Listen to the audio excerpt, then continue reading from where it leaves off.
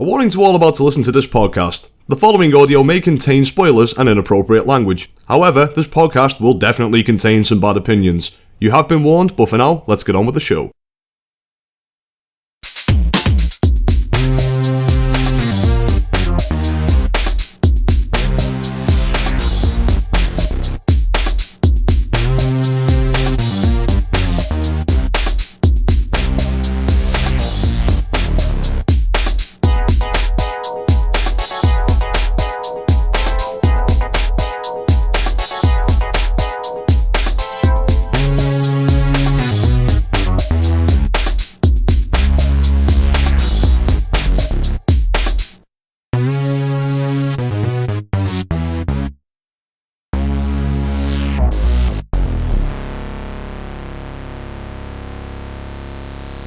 Hello there, ladies and gentlemen, and welcome to the Anime Abroad podcast. My name is David Jones, and today I am joined by Cassie. Hey. I am joined by Tom. Hey. And on this episode, we have a special guest there. Please welcome Jonas. Hello. All right, then. So, this is the episode that we're doing today. Tom, tell everybody what we're doing today. I'm going to say, Jonas, would you like to introduce yourself? Oh, sorry. My apologies. I am so sorry. I am so sorry. Okay, hey, I'm Jonas. I am at Kori Gaming on Twitter. I talk about anime there a lot, and I run a blog where I write things, and I have a YouTube channel where I used to make videos, and I'm hopefully making videos again sometime. Who knows? Something along those lines. I can break the key points down. Jonas, how many Twitter followers do you have? About 700. Okay, we have 50. So I'm just here for the massive sellout. You are 100%. So you know how you know how you'll get bikini models to advertise products, yeah? That's pretty much the situation. I mean, it's all in that contract you signed with your blood, so you should have read the details, dude. That would have been so much work, though. It was such a long contract. Why would I read all of it? Pages 2 through 99 are just scribbles. I expect no one to read them, so... You tricked me. Okay, so this episode, we've kind of got 2 talking points, and we'll just see where we'll go from there. We're going to talk a bit about the anime community online. We'll be skipping the usual format for today because we recorded yesterday, so we can't really talk about what we've been doing because... Yeah. I assume not a lot's happened in the past 24 hours. Nope. Hey, Stardew Valley's a pretty good game. I can agree to that. Yeah. Well, it was a pretty good game. Although, if you want a game that's better in every way, get Rune Factory 4. Oh, I thought you were going to say Farmville. I've never played that.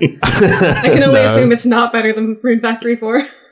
Yeah, and after we're finished pissing people off talking about the anime community, we're going to talk about Grimgar. So we're going to mellow things out by talking about some real comfy anime. So hopefully we'll be nice and angry by that point so we can calm ourselves down. That'll be nice. Okay, so I don't really know where to start with this. I've got a few talking points. How about with question of the week?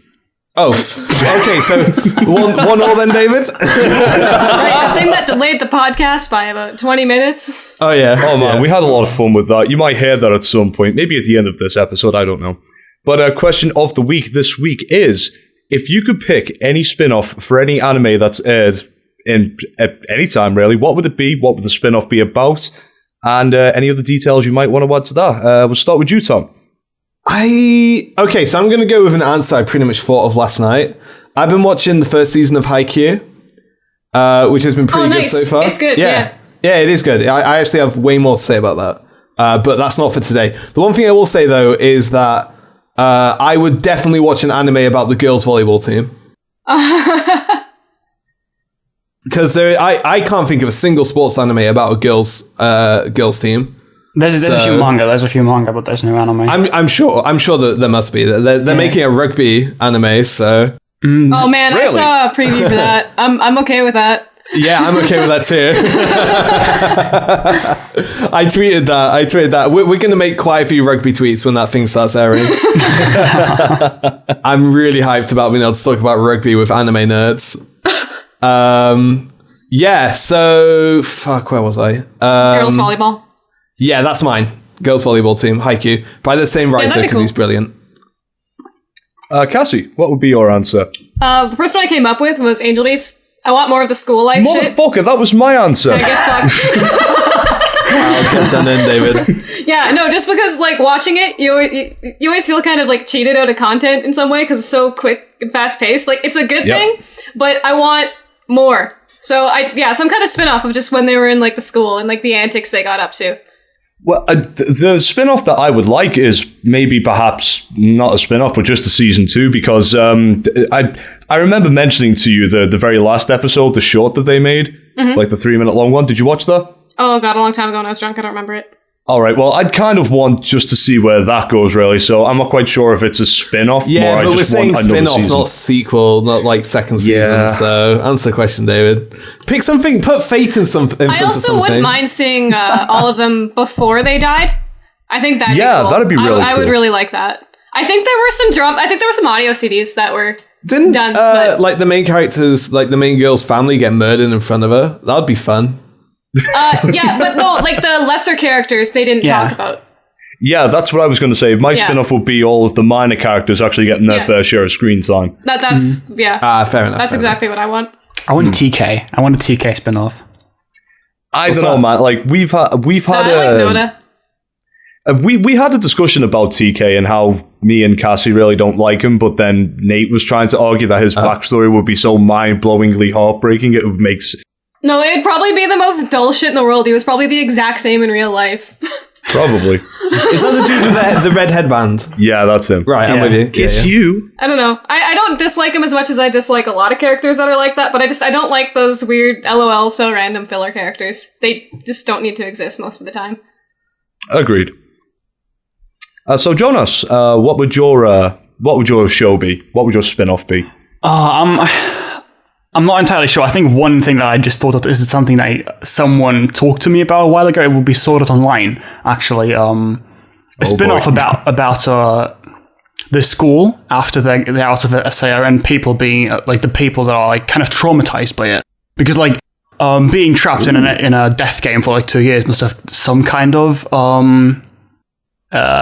like the PTSD after they came back. Yeah, it must you have just somehow made Sword Art Online very interesting. I know, right? This is something someone talked to me about like ages ago, like a year ago or something, and it's still super interesting. Another thing I just thought about was like Love Live. I'd love to see more about A-Rise because I like A-Rise a lot. So, yeah. I don't think any of us watch. I've been real close to starting Love Live. It's just the last. I tried to get into Idolmaster and I just could not. If you don't like Idolmaster, you'll probably not like it, Love Live. I've not seen Idolmaster, but Idolmaster is, from what I know, pretty much a better version of it. Right. The whole culture, the whole idol culture is like a reflection of the reality in Japan of like way too old men getting way too excited about way too underage girls.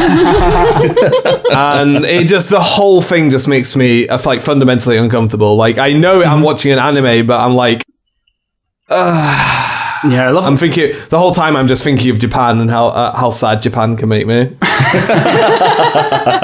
Yeah, Love Live in itself is actually quite a fun show. I think from what I know, as I said, I've not seen it, but from what I know, Idolmaster's supposed to be like a fantastic series, like in terms of really fun stories and cool characters, etc. But yeah, I don't know. I might give Love Live a shot because people seem way more into Love Live than Idolmaster. So it's funny because like there's more fans of Love Live, but whenever I see someone like Idolmaster, they like usually like it a lot more than people like Love Live.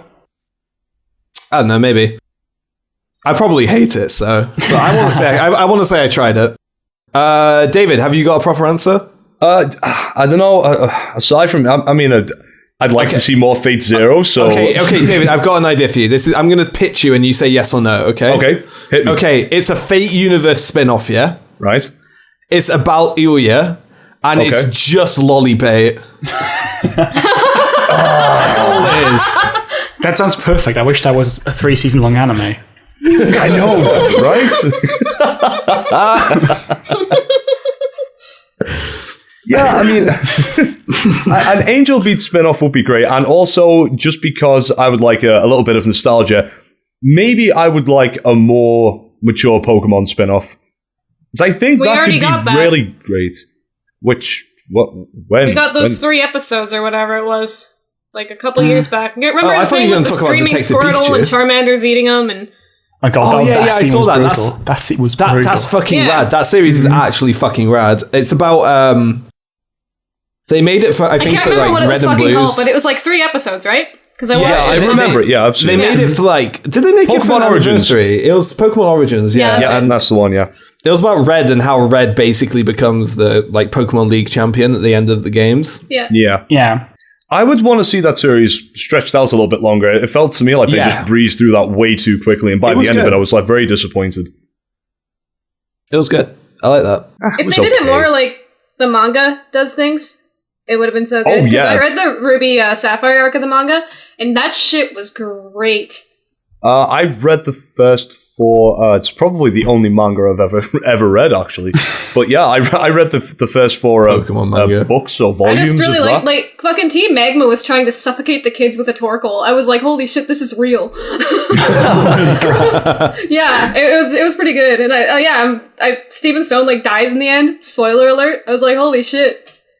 Wow. Well, I know Pokemon die in the Red, Blue, and Green arc, but Jesus, I had no idea about actual people dying. I'm pretty That's sure, crazy. if I remember right. But yeah, I was like, wow, that's great. I want more of this. But I never kept reading it.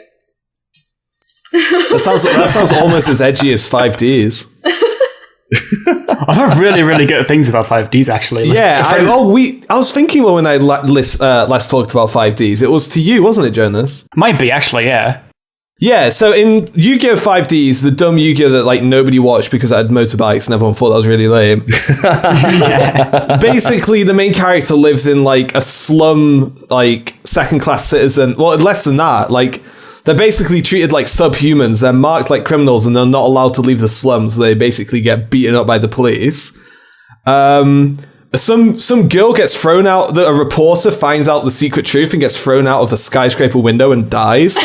And in the final fight, you see, I think his name, he falls off his motorbike and gets impaled through the chest with like a bit of rebar. Holy crap. Jesus Holy Christ. crap. Yeah, it's fucking rad. Shit. 5Ds was actually super cool.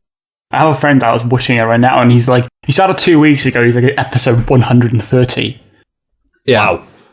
It also helps that Synchro Monsters are really cool, like, as a game concept, and I could talk about Yu-Gi-Oh! For days, but I used to play Yu-Gi-Oh! I didn't really did like I. Synchro Monsters, though mostly because I didn't get them. the thing that works about Synchro Monsters is they kind of like paid off on the whole contact fusion idea, which was cool. But then they went way too deep with that idea, with like the next card type. I got one of the newer starter decks. In fact, I got quite a few of them. What were the black cards called again? Oh yeah, that's what I mean when I said they take it too far. It's basic. It's a bit complicated. It's not as complicated as Pendulum Monsters, which by this point, if they're marketing their game to kids anymore, they fucked up real bad. Because I don't understand Pendulum Monsters. You basically just like you get free cards, and then if they're all the same level, you like summon a monster at your extra deck and put the monsters you use to summon it underneath, and that's kind of like ammo for its special ability. Yeah, I remember the cards well. I just can't remember what the bloody hell they were called. Yeah. It felt way more like a gimmick than Synchro Monsters did. Anyway, this isn't the Yu-Gi-Oh! Podcast. One day, maybe, perhaps. I'd love that. So I took over the Twitter recently. We're going to talk about the anime community now. And I've been around the anime community Twitter before. It's actually kind of interesting. There's a lot to talk about it. I described it to Jonas as being like, it's like Tiny Tim's house on Christmas Day. And I feel like Scrooge pressed up against the window, not allowed in. You know what I mean? Like there's inner circles and you like cliques and people with like lots of followers and they're all talking to each other and it's great. But if you're looking on the outside, and I said this in the chat, having a podcast like in the name of my Twitter gets me so much more interactions than I used to, which is interesting. But yeah, I just couldn't get any interaction on Twitter before, so I just gave up when it was my own account. Yeah, I was kind of lucky because I got into Twitter through someone that was relatively popular that followed me relatively quickly, and and I had like 3 or 4 people thanks to that I could interact with regularly at the start when I just started getting into Twitter, like 2012, 2013. That was ages ago. And from there on, I just because this guy followed me and he had a lot of followers and stuff. There was a lot of people that started talking to me because he was talking to me all the time and everything. So that's kind of how I got into all of this, and I got to know more big people. Like, I don't know, Lou from. Do you guys know Lou from Sitting by the Window anime reviews? Yeah, he's like our best friend. He shouted us out, and we got like 5 subs in a day. Oh, thanks to that guy. Yeah, it's that guy. Because like he's someone I got to know very early on. Or the Kodabrowskis. These people are like the people that I got to know very early, and they had a lot of followers back then, and I got a lot of interactions thanks to people like that. So I was kind of lucky, but for people that aren't as lucky, I can see why Twitter is kind of very hard to get into. So yeah, it's also kind of like if you have a YouTube channel and you're actively uploading, that helps, I think. Yeah, I wasn't really doing much back then, so I just had my blog, and I was barely writing on it at the time. So okay, so I'm coming at Twitter now as a perspective of someone that's, I'm going to say, pretty much new to it. I've kind of had a vague idea of what the anime Twitter was like from a year ago when I was on Twitter, and I just went. I followed the big couple of names that I knew, like the Podtaku members I liked and people like that. And then I just started clicking through suggestions, who to follow. Like if they had like a bunch of followers, or I should say a bunch more followers than the people they follow, because you get people who are like following 26,000 people and have like 25,000 followers. And I'm just like, wow, there's 1,000 people out there that like rejected you.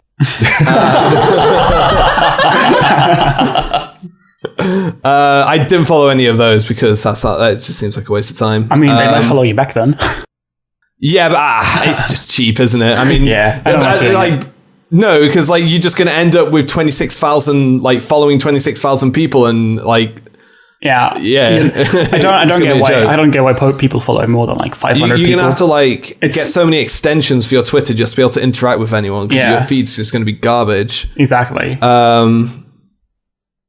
Yeah. So this is like the typical high follower count anime person on Twitter. Either they are a big name YouTube channel, a podcaster, or there's some kind of bot that posts pictures of hentai and lollies.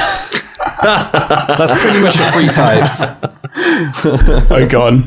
Do I count as one of these?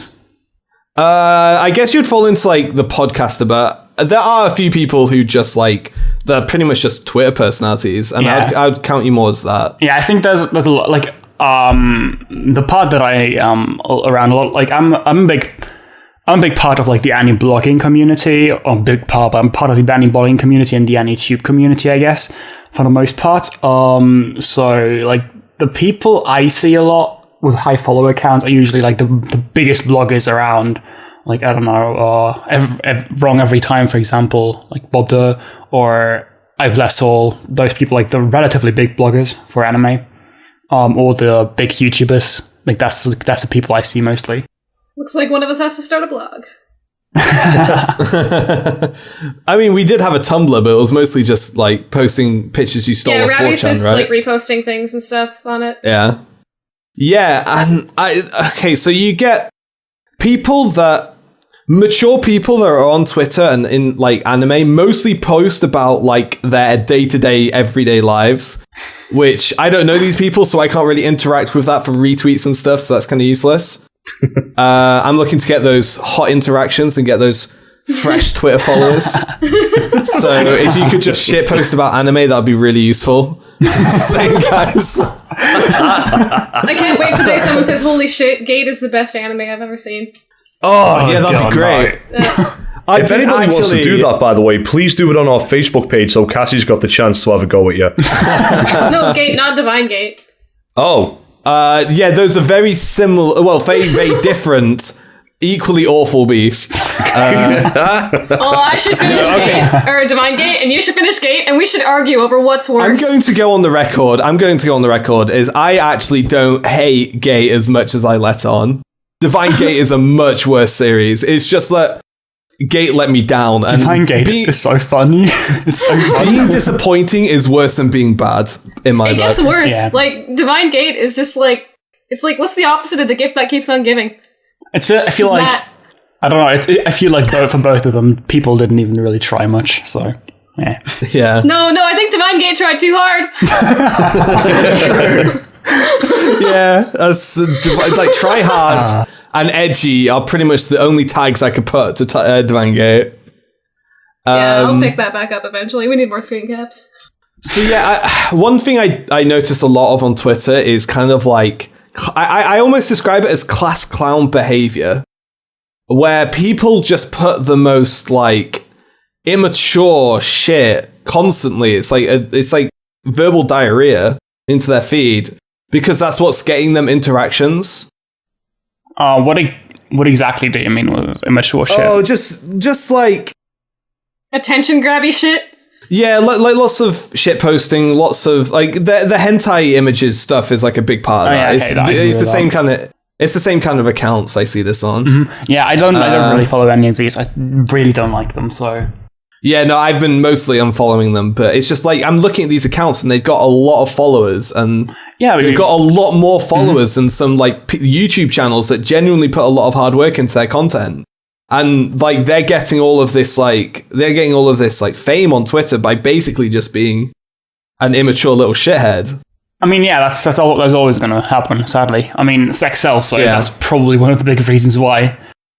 It's true. Yeah, it's true.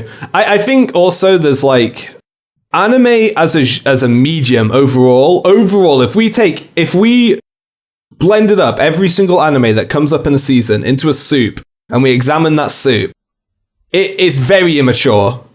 That's a very immature soup. And I think people kind of feel like that's the way they need to act to be part of the anime community. I think I'm not sure if that's really the case. I think it's more like I think it's the case for some people, not for everyone. Clearly. I think it's more like anime attracts relatively immature people at times. That's definitely true. Because a lot of shows, like I don't know, I'll take the G-Bros example, Aswell. Shows like that do actually attract quite a lot of like people like that. So yeah, like this High School DxD. Yeah, High School DxD. Yeah, High School DxD is another one. Though I think that something like Aswell is, in my opinion, worse than DxD, because I think DxD, as far as I know, at least tries to have a certain which series are you talking about? Sorry, I'm not picking up the Asterisk. Oh, right, I'm with you. Yeah, okay. Yeah. Like we've covered these series a lot. We call them like the Thai shows. No, they're like the Hogwarts shows where it's like the overpowered male character at a magic school. The Magic Academy, kind of. Yeah, Tom, you had a good rant about that once too. Oh yeah, we've covered that to death. Like, and I definitely think, and like they have a very immature audience in Japan as well. Yeah, of course, and a very big audience, unfortunately, because they make so many of those series. I mean, just look at Mahoko. Mahoko was really popular over here as well, and I don't get why. Oh, is that the incest bait bullshit? Yeah, that's the one. I read the first. Oh yeah, that was that one I was gonna start watching, and then Tom like went on a fucking tirade about it, and he was like, "No, it's garbage. It's incest bait. It's fucking dumb." And I was like, "All right, maybe I won't start it." Incest more than any other sin anime commits. Incest triggers me so hard. Yeah, it's not great. It's just wow, Japan. It's just like I'm not sure how that's such like a widespread thing either. Like that doesn't make sense to me. I really don't understand it. I really can only see anyone liking that in any way for any reason if they were like an only child, and I feel like only children aren't that common. Because if you have siblings, how can you like? I'm with you, Cassie. As someone who has a younger sister, it brings me to a genuine rage because the way I think about it is like, the only fucking responsibility I have as a fucking brother is to look after my little sister, and all of this shit is the opposite fucking mentality to that. Yeah. And I genuinely, like, it makes me worried for how, if there is a reflection, and obviously people tend to jump to conclusions and say, like, it's like, violent video games make kids violent. Probably not. And does incest anime make fucking Japanese teenagers want to stick their dick in their sister? Probably not.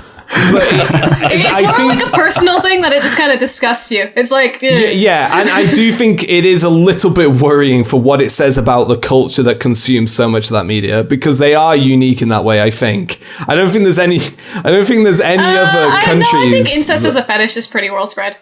Yeah, okay, but this is, like, we were joking about this the other day. Like, if you look at search categories on Pornhub, stepmom and stepdad are big categories. Exactly, that's what I mean. Yeah, but if you look at hentai, like, one of the biggest hentai franchises is literally about a dad fucking his daughter, and there's like 40 fucking videos of this. It's like, stepmom, stepdad is casual shit to the Japanese. They go way more into that shit. Oh man. This is a tangent, I want to point out. Yeah. We did not write down in our notepads to talk about incest and anime. There's not a whole lot to say about it either. There isn't much to say about it, but I do want to go on the record of saying I don't stand for that shit at all. Yeah. So going back to, I do think, because anime markets itself to, or a lot of anime markets itself, I really need to try and be careful not to put my foot in any generalizations here. A lot of anime does market itself to a very immature audience, and those anime attract a very immature audience, even in the West. And I think you see a lot of those people clogging up certain corners of Twitter. That's what I've found. I feel like constant mature anime, though, even like with actual depth and stuff, probably just wouldn't do as well, because they're not going to be watched. Death Parade did awfully. The thing is, it breaks my heart. You'll have to kind of always kind of see the average anime fan. Like, I don't mean the YouTube channel, I mean like the average anime fan. Yeah, like super casual. The average anime fan is a really fucking... I can't picture what the average anime fan is, though. The average anime fan is the person that only watches anime like once in a while. Watches, I don't know, Attack on Titan. Watches maybe Naruto. Watches, loves Sword Art Online. Loves Tokyo Kill. All of that is, there's nothing wrong with all of that. But like for the people that genuinely get real, they genuinely get really into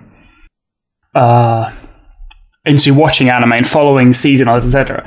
Those people are kind of bad for them, because the shows they watch are something that someone that follows a lot of seasonals is somewhat analytical. Like people, this might sound dumb, but like people like me, or people like the relatively big bloggers, or relatively big not the smaller YouTubers, let's say smaller ones. Because the shows that the average anime fan likes, those people are most likely not going to like. So, yeah. I actually just had an interesting thought about the Hogwarts anime genre. I'll say again, the OP male protagonist in a magical school, battle school. You mean the OP underdog? No, because they're never underdogs. They're always some of them are. They're always shown as underdogs. That's the worst thing. Maybe. I guess. At least at the beginning, probably. Yeah, I'm thinking of like, but they're so OP that never lasts. Yeah. Well, actually, the thing is, the show usually presents them as underdogs, but they never really are, and that's kind of. Would you say you could draw a good analogy between those kind of anime and like the Call of Duties of gaming, where like there's types of anime fans that only watch those kind of animes and like the big shonen, and they just come back and they don't care what it is. They don't care if it's Call of Duty Black Ops or Call of Duty Ghosts. As long as it's got what they know and they like, they'll just come back and consume it and leave for a year. I think in a way you can compare it. I'm not really too into gaming, so I don't know too much about it. It's just things that are like currently doing well. Like, the thing is though, because like what baffles me is thinking about those shows from the perspective of someone that watches anime and watches a lot of anime. Anyone who does that, anyone who like checks AniChart, anyone who listens to podcasts, they know that like there has been like 10, 20 of those in the last 5 years. And to me, I'm just baffled. Like, why are they still making these? Who's still watching these?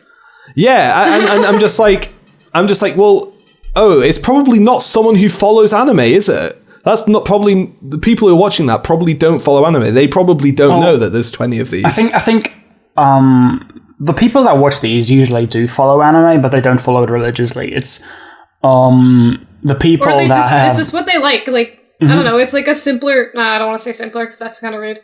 I mean, it kind of seems to me in the past couple of years that this kind of like high school battle magical bullshit genre has actually replaced Moe, where Moe used to be the most popular thing. Moe is definitely declining. Yeah, and that's what I mean. Like, that has declined, and this has stepped up to take its place. This seems to be the new hot garbage that everybody on 4chan seems to like. Don't you dare insult my Moe, please. Oh wow, can you think in like 2-3 years there's going to be people like defending Asterix Wars as the next, like, as their K-On? No fucking way. Because like there's legitimate reasons to defend K-On, whereas Asterisk Wars is just fucking terrible in every way. There's legitimate to you, maybe. Well, there are legitimate reasons. We can talk about this. I'll fight you. K-On is one of my favourite shows, just saying. I mean, and yeah, Asterisk Wars is one of his favourite shows, man. You can't write off the stuff he likes, because he's not writing off K-On. He's willing to listen to your arguments. I'm willing to listen to his arguments, he's just wrong. But no, that's the thing. I think the point I'm trying to make with that little thought experiment is the fact that I think a lot of people have the same dismissive attitude towards K-On as like we have now towards those kind of anime. Yeah. And maybe it isn't Asterisk Wars, but maybe one of those is a hidden gem. I mean, I can see some of them. I can definitely see that some of them could be good. I don't think that everything in the genre is automatically bad. That's exactly right. How would you tell, though? Where would you start? I mean, just look at. I think I've not seen. I've heard this is once again from what I've heard, and mostly also from a video that Digibro did. He actually just put out like yesterday, Cavalry of the Failed Knight or Chivalry of the Failed Knight. I think it was Chivalry. Yeah, I've talked about that. I've heard very good things about that show, and that show is the very same genre. Yeah. That show's got a lot of problems. It's very pandering. It's got like, it has incest bait in it, but the incest bait actually gets resolved, or at least I think it does. I'm like 5 episodes in. It does. I've heard like which like telling characters who are into like want an incestuous relationship in an anime to grow the fuck up. I'm all for that. Yeah, I don't really. That's the way to. I don't really mind incestual themes in general, to be honest, as long as they're like handled properly. And not like pandered and marketed. Yeah, exactly. It's the same thing with like Yuri and.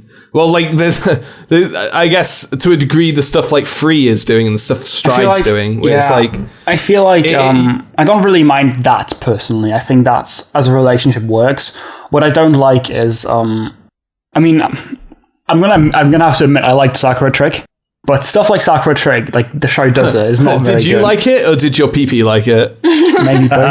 Be honest. Be honest, dude. Maybe both. Maybe both. Well, the thing I don't like is it fetishizes being gay. Yeah, I mean, like, being gay is not a fetish, guys.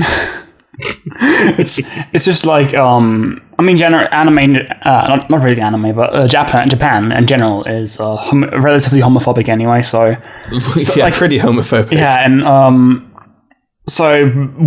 properly written and thought out yuri or yaoi or like just homosexuals in general are so rare in anime. Yeah.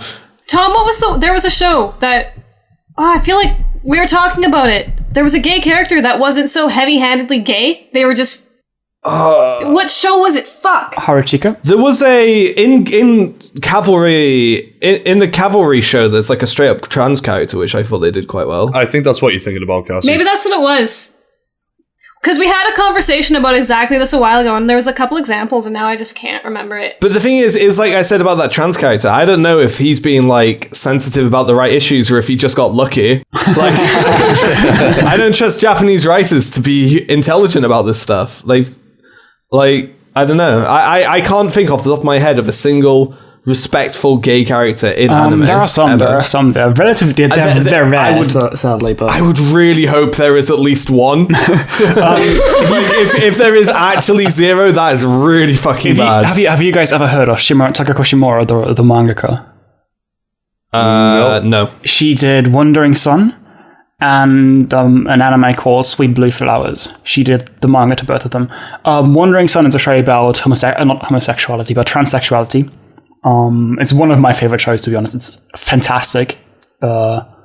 And Sweet Blue Flowers is about homosexuality, about two lesbians, and they're both extremely well done. Like, they're some of the most respectful displays of the entire topic that I've seen to date. Can you link those names in the Skype chat? I was just about to say that. Yeah, I'm quite interested in checking that out. I'm very interested in seeing. Yeah. Because that's definitely something I just have not seen anime ever do. Yeah, it's not very, very rare. But Takako Shimura is... She's a fantastic mangaka. She's very, very good at like subtly expressing character and character interactions and how they feel around each other. And the manga are fantastic, and the adaptations are very, very good as well. So definitely, I might actually read the manga. I've been wanting to read something. So, right. So let's see. What else do we want to talk about? So we've kind of talked about. Right. Okay. So there's a side of the anime community that I'm not particularly familiar with, but Cassie and David are, which is 4chan. And I was wondering if you guys, if you guys have got anything to add about what the community's like there. Oh, shit. Well, on A, it seems to me that there's, I don't know, maybe 3 or 4 different types of threads. You got waifu threads, which is, all the time, all over the place, mostly about Umaru. I'm gonna go pull up A right now. See if I can find Second kind of thread I can There's think a new of. episode of Grimgar, you might get spoiled. Oh, that's a very good point. Probably not. So the second type of thread I can think of is just general airing anime. They'll have one thread about like Grimgar or Erase, for example. And that's where people go to talk about that. And then the third one, which is what A is probably known for, is like somebody will maybe ask a question like one that always seems to happen is why is Fate Zero the best show of all time? And the threads like that are just filled with nothing but poison and people arguing. It's like everybody in those threads are all shouting at a wall and not listening to one another's arguments. That sounds like Reddit to me. It's very, very worse close. than Reddit. Very similar. That sounds like a lot of social media to me. So, sadly. Yeah, it really is. Yeah. So, I mean, I guess it's not really as different. It's not really that different compared to other websites. But what I will say is it seems to be a hell of a lot more angry and venomous in terms of like, because they won't just argue about the shows. Like, they'll make a point in their argument to insult the person that they're talking to in the most offensive terms you could possibly imagine. I don't really go on A all that often. I find myself that because the main board I go to on 4chan is the music board, but when I do go on 4chan, A is the tab I have in my browser. Is the thing I've got bookmarked. Sorry, so when I click the 4chan button, it takes me straight to A. And I find I do this all the time just because I've had a really bad experience about going there, because it's not the best place for a discussion whatsoever. If you want to go there to be insulted, that's the best place for it. I used to like it for the currently coming out things, like when a new episode comes out and then there's conversation. Some of those are okay, but I stopped going to A because if it has a manga or any kind of media already out, you will get spoiled to hell and back. I can't remember what it was, but it happened a few seasons ago, and I was like, oh, well, shit. I remember you getting spoiled about something. Yeah, and I can't being remember really what it upset was. about it. Yeah. No, It seems to me that A really does go through the best thing to put it is like golden ages is the best way I can think to put it. Really, it's when an airing show is coming out and it's popular in one way or the other. It's either famous or infamous. So like people will always tell you that like when Code Geass was airing, that was the greatest time to be on A that's ever existed, if there ever was such a good time to go on it. And then like the same thing happened with Attack on Titan, and it was great at creating the great Attack hype. on Titan threads are so fucking bad. Oh man, it's when it was airing, it was great, but like now I stay away from them because I haven't read the manga and I already know who the Colossal Titan and the Armor Titan are. So that's where. Oh no, I've had actually, enough. I got them somewhere else. I'm staying away from them. So yeah, 4chan sometimes will have a golden age. Like Umaru is another example. Saw us online when there was genuinely good discussions going on. I'm not going to bash Solos Online. I've done plenty of that in previous podcasts. And so, yeah, it's the thing I do with A now is like I click on it, I browse, I look at the catalog page, I have a look at every thread. The catalog is the only way to go, unfortunately. And then every time I'll get to the very bottom of it and go, oh well, there's nothing there I want to read about again. So I'm just going to go to the music board now or whatever. So it's a very, very toxic environment to surmise. Also, if any show has two males that speak to one another in it, A will call it Fujo bait every time. Yep. Every fucking time. I hate that. I still hate that argument. Yeah. I don't like. Yeah. Bait. I don't like it. That's a very interesting perspective on things. When you do hear about 4chan, though, like from what you've just heard about me, like most people would just assume it really is people just bashing one another in the most vulgar terms possible. But it's the main majority of the threads on A are all about waifus, and they really are. The immature people who post hentai you guys were talking about on Twitter, A is filled to the brim with those people. And it's amazing that like a show like, I don't know, a show that isn't incest bait, lolly bait, got lots of fan service in, any shows like that, they are the ones most open to criticism. They will get bashed from every angle imaginable, but yet when you try and argue with them, but this moe bullshit that you're watching, or this high school magical battle shit that you're watching, and you get smug anime girl reaction images in response. Exactly, and people will also say like, oh, you can't like criticize this show seriously. It's not meant to be taken seriously. They're like, what? That sounds like Kill la Kill. That sounds like what people say about Kill la Kill. It's kind of like that's kind of something I realize a lot about when in the anime community in general. Like I go to Reddit a decent amount, and browse Reddit, or even Twitter or anime YouTube community. Like there's a lot of people that are very, very negative and stuff, which I really don't like. I think we should move on to that because I think more than any other community or fandom I've seen, like anime is just, fans are just so volatile and so like. I wanna pause this right there. Metalheads are way worse than anime fans. Okay. Maybe they are. Metalheads are way worse. But I think there's actually. It depends on what genre. A lot of the time. I think there's parallels to be made, though. Thrash, death, black metal, they're the three main big ones. That's where you'll find the worst assholes on the planet. Yeah, but I've had a lot of really cool metalheads. Like, honestly, like, concerts I go to, as long as it's not some, like, fucking douchey, like, Lamb of God tier band, everyone there's really cool. Whoa. I've been to Lamb of God concerts. That's where I met some of the nicest people. And I've been to I went to a couple of Slayer gigs, and that's where I found the most horrible people. Yeah, I do agree. It depends on the group. Absolutely. I do agree. There are a lot of like bro tier people in the metal community, but they are the biggest music snobs on the planet. I just realized I'm going to a Slayer concert later this year. Should I be worried? No. This is what I imagine what you will see, because I've been to see Slayer. I've seen Slayer twice now. Both times when I walked in there, within, I'm going to say about 15 seconds, you just heard some guy off in the distance going, "Fucking Slayer!" and then I walked in there, I was like, I'm home, my people. I'm not even really the biggest Slayer fan, I'm mostly just seeing them at a festival, so yeah. They are by far and away one of the best live bands I've ever seen. Okay. I'm probably going to get bashed for this, but like, my favourite band of all time was Trivium, and I get laughed at a lot for that, but the first time I ever seen... Don't you fucking start, Cassie. But I'm sorry to go off on this tangent, just to finish very quickly. I should have fucking vandalized your poster while I was over there. Where was I going with this?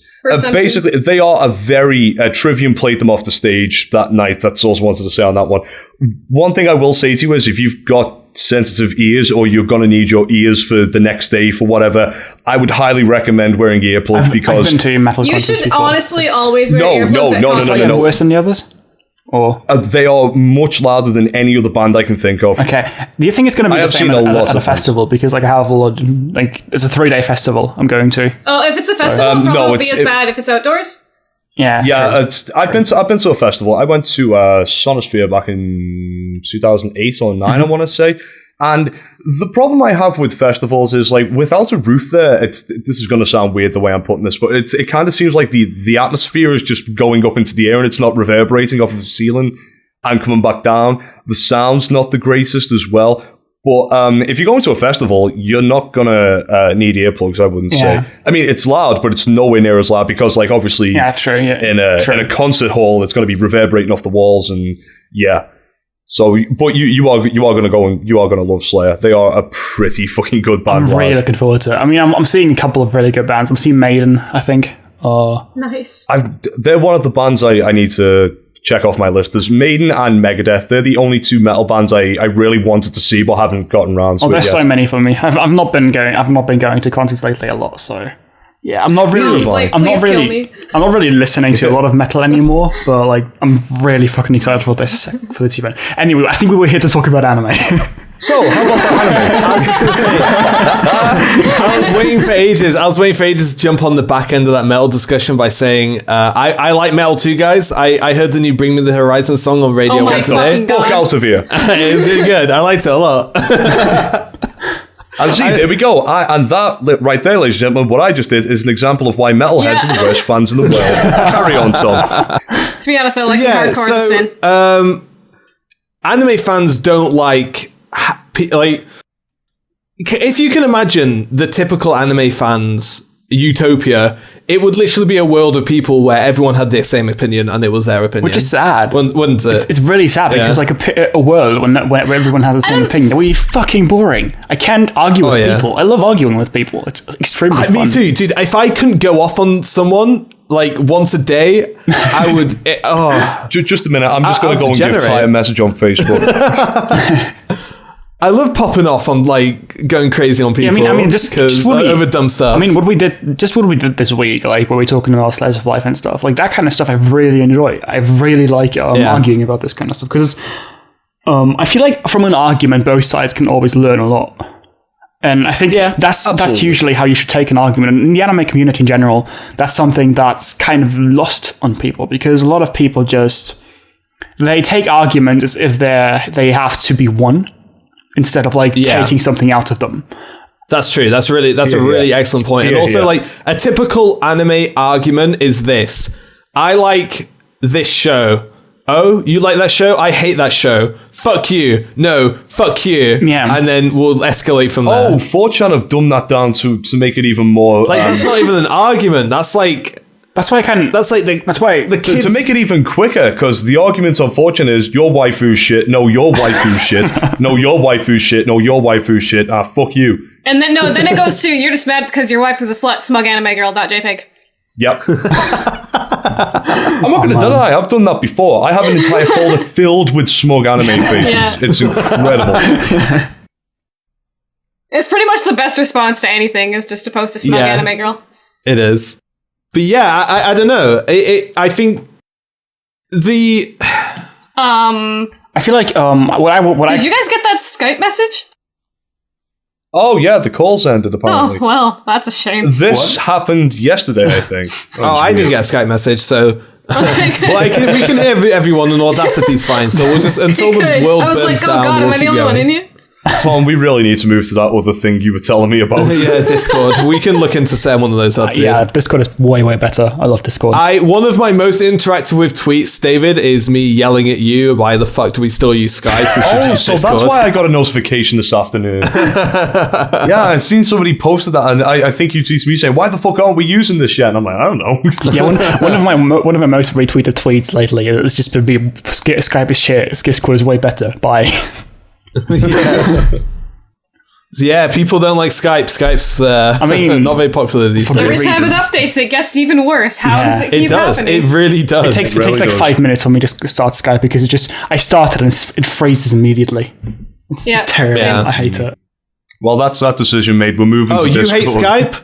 I love Skype. Fuck you, dude. Skype is the best because everybody uses it. Oh God, no. So many people can't possibly be wrong. Yeah. What was the point we were on to then? But yeah, we're talking about anime arguments. Yeah, negativity. The one thing I Massively. kind of wish people would try to do more. I know this is like a lot to ask for, but I'd love to see more people really try to think about why do I like something, and then try to explain it through that. Because, like, as you said, a lot of people just go, I like this show. The other person goes, I like this show. I don't like the show. And fuck you. That's how it goes. I'd like to see people try to explain why do you like the show. But that kind of seems to be something that people tend to, ignore and just not do at all. That can be a really hard question to answer, dude. I stayed up like I couldn't sleep for a week because I didn't know why I like Cross-Ange so much. It took me so fucking long to actually properly formulate my opinion on Grimgar. I still can't properly talk about Hibiki Euphonium. You know how long it took me to form my opinion on Grimgar? I watched the PV and said this is my favorite anime this season. It took me way longer, but yeah, I ended up at the same conclusion. Was it that scene? Was it that scene where the redheaded girl's leant over and you can see like 5 miles of ass? Because that's in the PV. Oh man. Yeah.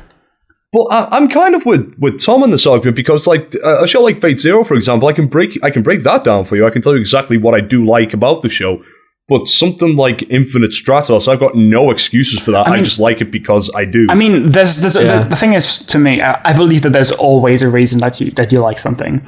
For me, I love Data Life. I'm not entirely sure why I love Data Life, but I'm pretty sure that there's a reason for it. Most likely, just it's fun. That's it. That's what I say about like every show I don't have a solid opinion on. It's like, it was fun. I just enjoyed my time. Fun is a buzzword. Yeah. Oh god, here we go. That is another famous 4chan line. Yeah, the thing is, I do agree that like it's very hard to express your opinion sometimes. Like I've made very big like I've had this myself a whole lot already, but I think that trying to express your opinion properly before insulting the other person is definitely the way to go. Also, different opinions can exist, guys, and opinions are never inherently bad. Wait, what? I like that as a buzzword. Are you telling me people that like SAO aren't inherently wrong?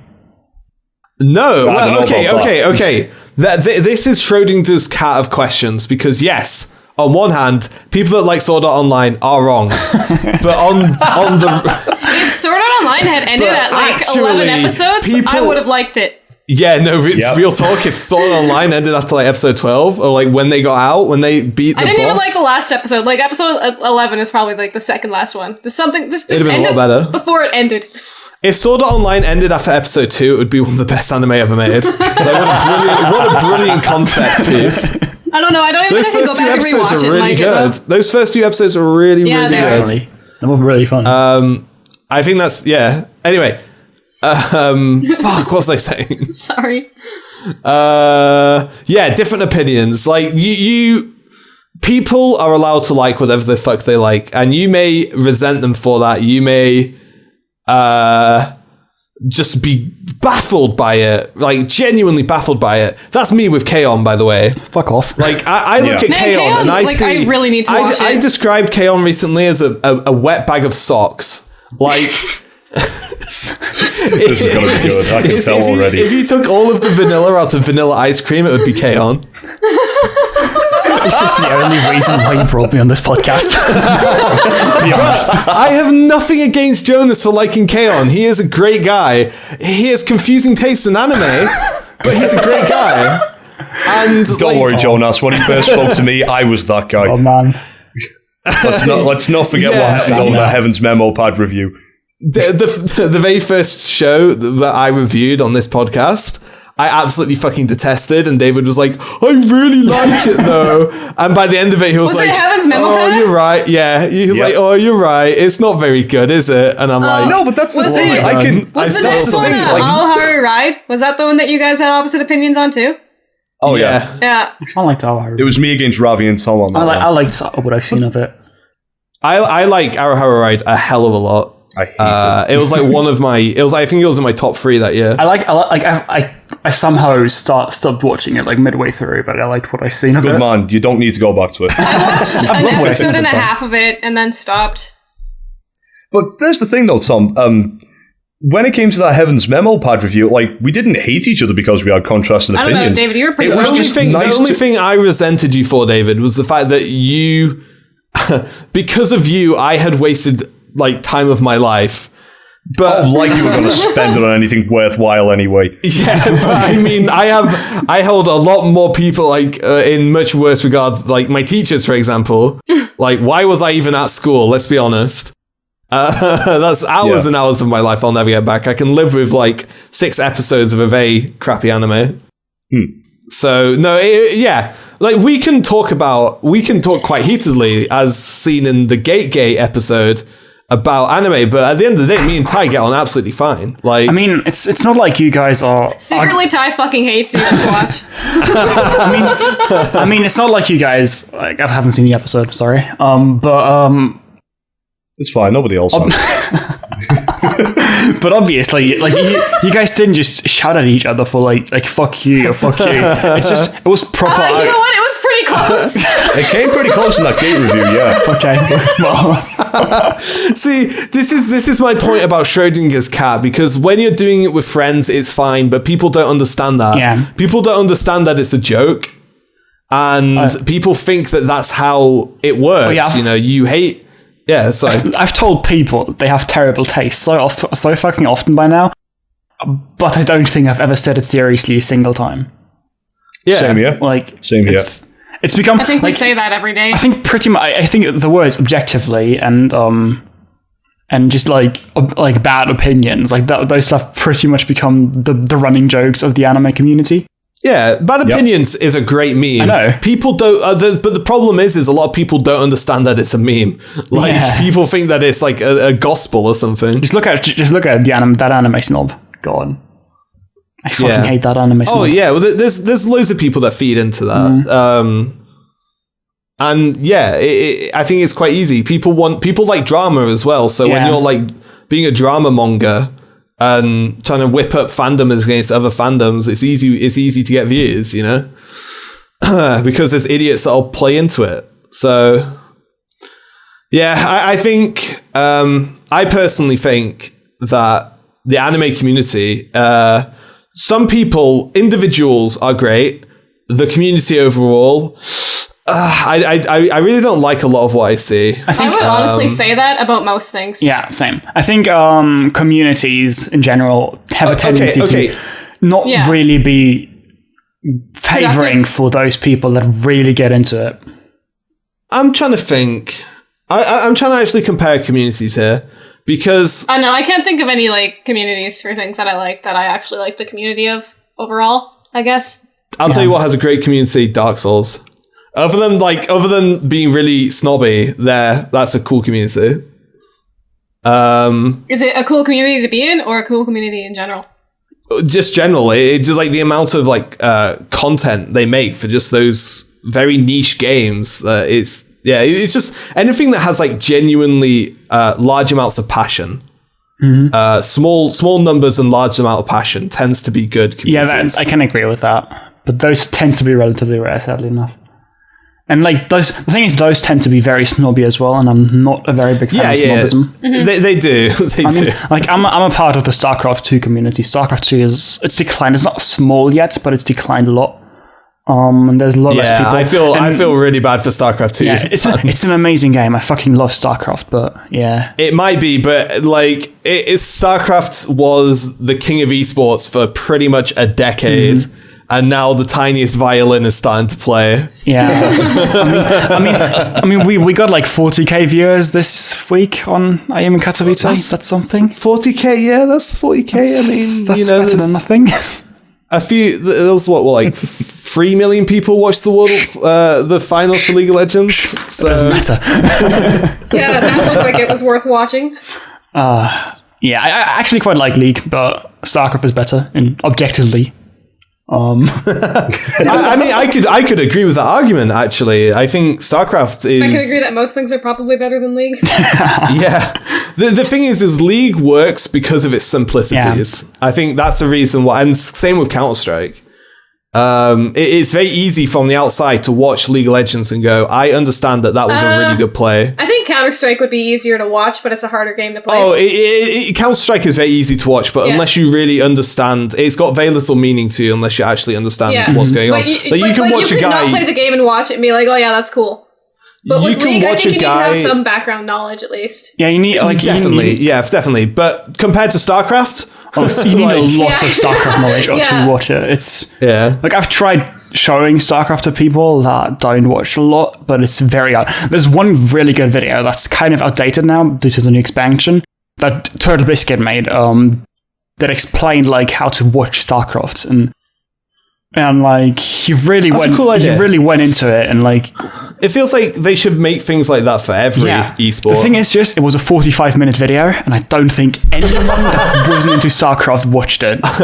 I think Riot's video, similar like that for the Worlds this last year, was like 3 minutes long. Yeah. I mean, really, League is very easy to explain. Starcraft is a very complex game. That's partially why I love it as much as I do. But it also makes it very hard to get into. Like with the metal discussion, this is quite a niche tangent. Yeah.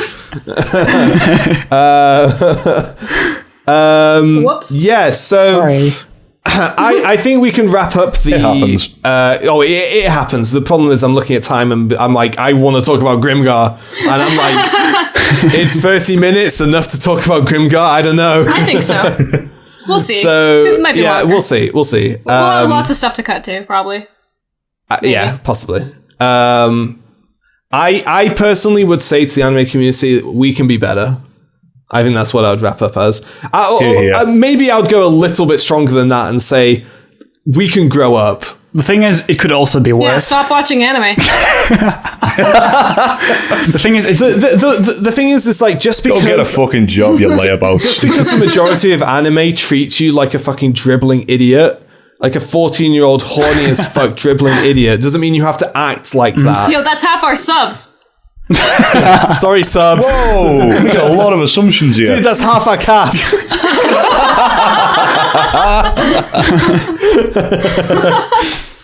But yeah, and on that note, we're still looking to recruit, by the way.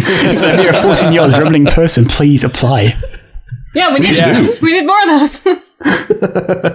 And if also you're a dribbling 14-year-old idiot, you're perfectly welcome to join our Skype group. That's exactly what I was just about to say. Yeah. Oh, yeah. And I can pop off on you and call you all sorts of names. That would be fun. If you want to join our little Skype group, just add me on Skype. It's Archer Sky spelled SKYE, one word, all lowercase. Yeah. So, Grimgar's okay, right? That's not bad. It's okay. 7 out of 10. It's I okay. kind of like it. I mean, Yeah. like, I don't hate it. 7 out of 10? Let's move on. That's generous, yeah. I funnily enough had just that argument about how much scores matter just earlier. Scores don't mean shit. I know. Yeah. Especially scores coming from me. If I liked it a bit, it's a 7 or an 8. And then if it's outside of that, I either hated it or fucking loved it. It wasn't. If you're Tim, your scale starts at 7 and ends at 10. Yeah, it wasn't an all got our okay own show. It was an average show. 9 out of 10. That really is Tim. That really is Tim. Yeah. Yeah, is he the one who always like talks about a show and we're like, oh yeah, he's probably gonna get like a 6 or a 7. He's like, yeah, I'll give it a 9. And we're like, what? Wait, Every you just time. what? Every fucking time. No, the review system I like the most. We should probably toss a little spoiler warning in too for Grimgar. Oh, definitely, yeah. Well, okay, so we has any of us seen the latest episode? It just came out. It just came out like a couple hours before the podcast. Okay, and I good. didn't. Okay, that's good. So we're up to episode 8. 8. Pretty much the Which first is like the end of the second arc. It's perfect. Yeah, which is pretty much the end of the second arc, yeah. So it's a good place to talk about it. So this is a time capsule podcast.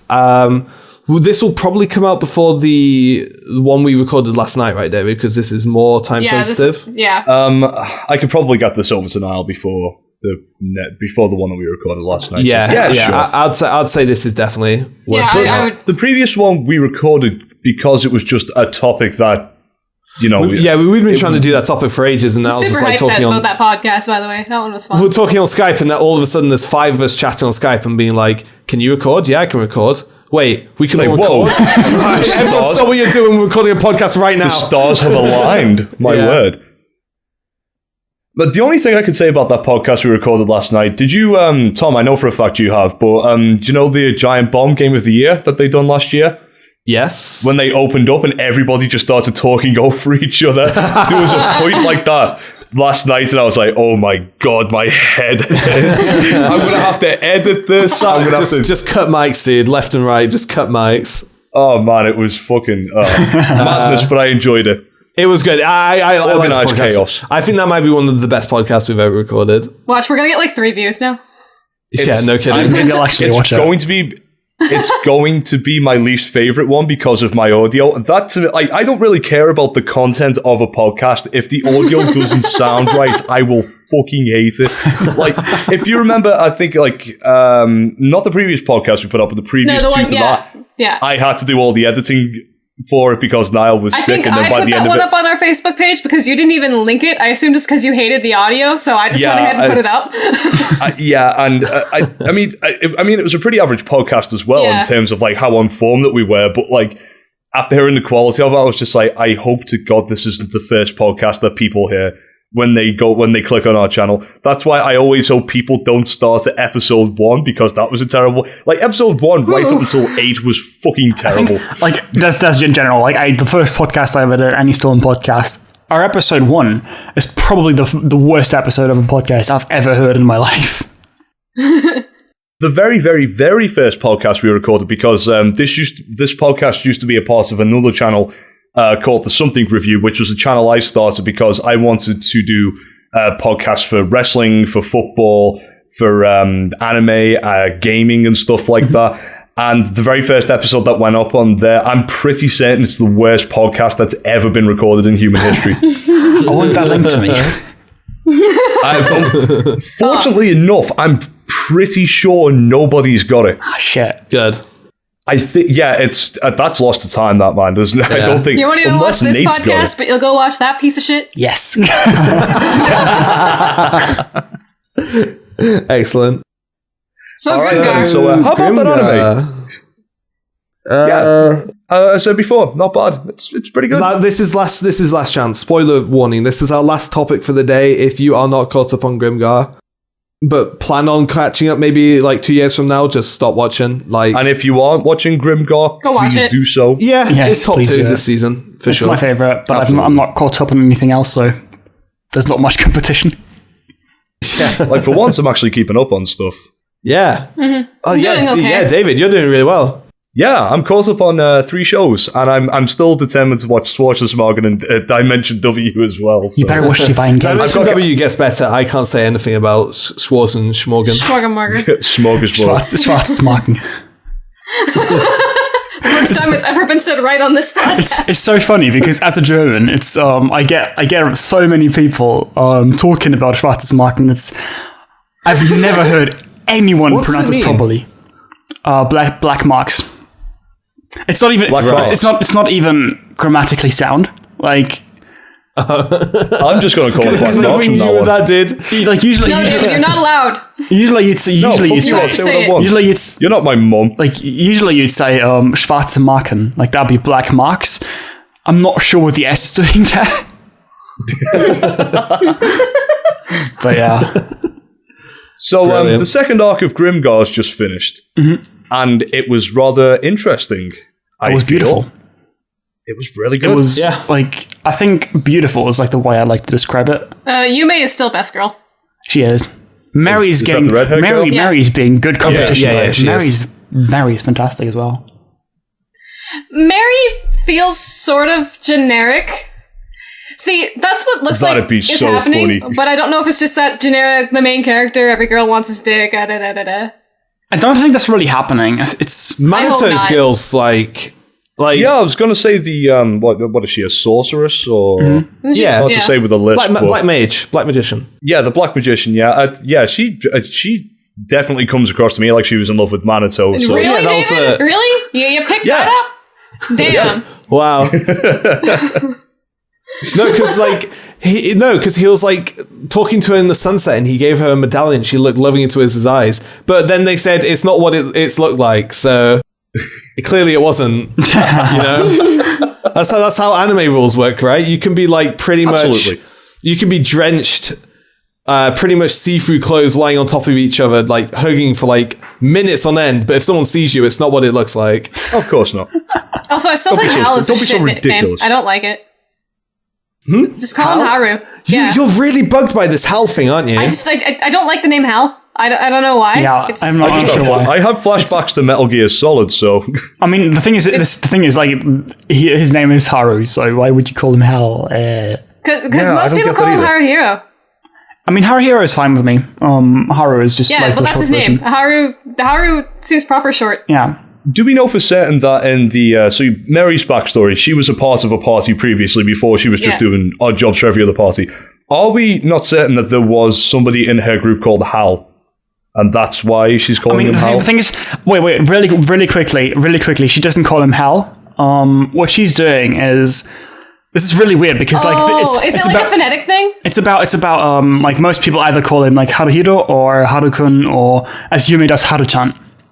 And what Mary is doing is she leaves off like the kun or chan and everything. She just says Haru. And that's like why the translators like they had to differentiate that because everyone else was pointing out that she was calling him differently from the others. And that's why they had him be Hal. So wait, are you telling me horrible subs are terrible translators? I mean, it's not really... That does make a lot more sense. It's not really about the translation. But seeing it written as Hal is fucking cringy. I think I hate it. It's mostly just that they previously left out like stuff like kun or chan, and which is understandable, which a lot of subs do. So I'm okay with that. Yeah, because you can hear it anyway. It's whatever.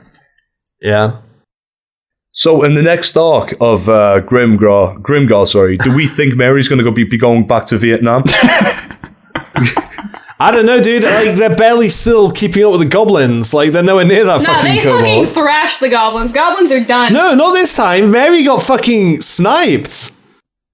That's because their party is shit. But they're probably... There's no way there's goblins in the next arc. Fucking $20 on it. There's not goblins. Yeah, I don't think it really does seem to me like they've cleared out all of the They might go goblins. to like the goblin inner city where the female goblins are. No, they're done with goblins. Goblins are done. I want to see female goblins. Like, what the fuck is that? Oh man, joke's on you. That's my fetish. Yeah, it seems like the next monster that would. I mean, just from thinking back to all the MMOs that I've played, like, they skipped wild boars completely. They seem to be like the bottom rung of magical creatures. And then, so goblins would be next. And then, so what's after this? What Orcs I want would be fed with in the next arc is I want them to team up with Reiji or Renji, whatever his name is. Mm-hmm. I want to see more of that party. I've been saying this since like the second fucking episode. I want to see more of that party so bad. Yeah, I think something along those lines. I think the world needs to expand at last. Yeah, I'm pretty sure, like, that might be the... Because, like, they've introduced these characters and they've shown them multiple times but haven't really given us much about them. Mm-hmm. I want more. I want them to, like, team up and go to, like, a dungeon or something. I don't really think it's going to be a team up. It's more like, I think, a rival group. Like a rivalry between them. I'm with Jonas. I think that we're going to start seeing other groups, other parties, and seeing how the interactions occur. And learning more about that world. Because they've taken, like... They've had 2 arcs now, basically. They had, like, the getting to know you arc and then the grief arc. And those are both entirely character-driven arcs. Like, they're pretty much where they started. Episode 1, they killed a goblin. Episode 8, they killed goblins. They killed a few more than one goblin, though. Yeah, more than one goblin. Okay, so we've gone from one goblin in episode 1 makes fun of them. Goblins in episode 8. That one episode where they had like the town like making fun of them for hunting goblins like literally all the time. Yeah, that's so on point. That made me laugh because it just kind of makes you think of like MMOs and shit when you're like grinding. Imagine if people called you out on it. That's the BM people in MMOs. Yeah. Yeah. Look at this nerd. Well, I mean, maybe they're going to combine a couple of the ideas that we've just had. Maybe they party up with another team to go on a raid into that kobold dungeon. But I don't know why they would party up with anyone. Yeah. Like, that's just not so they don't fucking die and lose another priest? No, but that's not the way the world's been set up to us. Like, even Mary's group, like, before Vietnam happened, was, like, fucking OP, but they went on their own. Man. Like, the show has set up this idea of, like, every group has a priest. You know what I mean? Mm-hmm. Like, it's definitely more focusing on single groups. I don't think we're going to get, like, team-ups. Yeah. I don't think we're getting any of those hot codes. I think we're getting more about his party, though. I think there's going to be some Yeah, more. for sure, relatively for sure. scared, actually, for the show, because, as you said, the first 2 arcs were both very character-focused and stuff, and... I've been scared since episode 4, but it's still okay. Yeah, I think, like, because the grief arc, actually, like, that was when I was really scared as well, episode 4.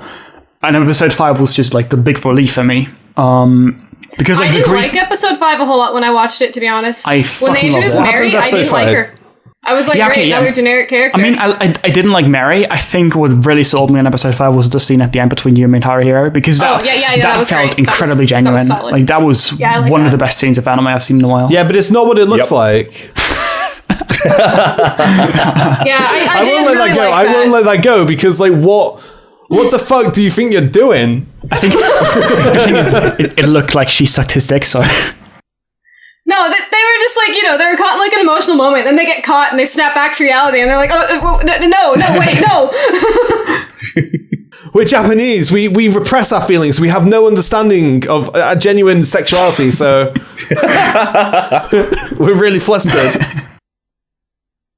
I should mention as well, Jonas, the reason in particular why our podcast is scared, maybe not Tom, Tom was here at the time. We were scarred by Tokyo Ghoul, and since then, whenever something is good, we're always terrified it's just going to go tits up at any given moment. Like, we feel exactly the same way about Erased as well, or at least we did, I think. No, I think at this point we're too far gone into Erased, and we're just like, it's going to be great, and if it's not great, I'm never watching anime again.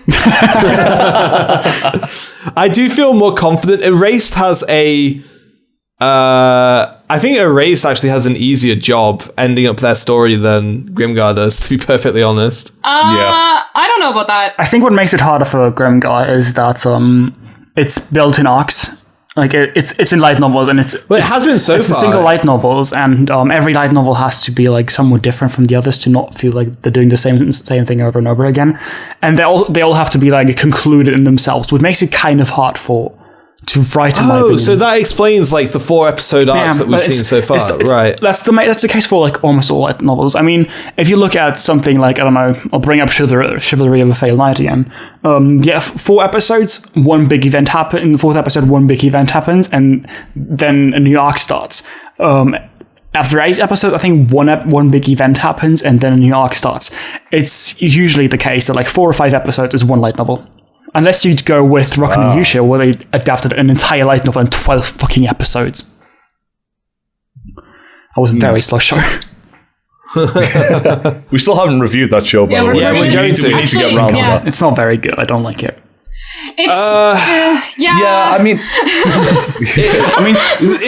It's genuinely a really interesting show to talk about because of the ways in which it's disappointing. No, it was a fun current watch. That's what it was. Yeah, it was a fun watch, but the ending just fucking ruined it.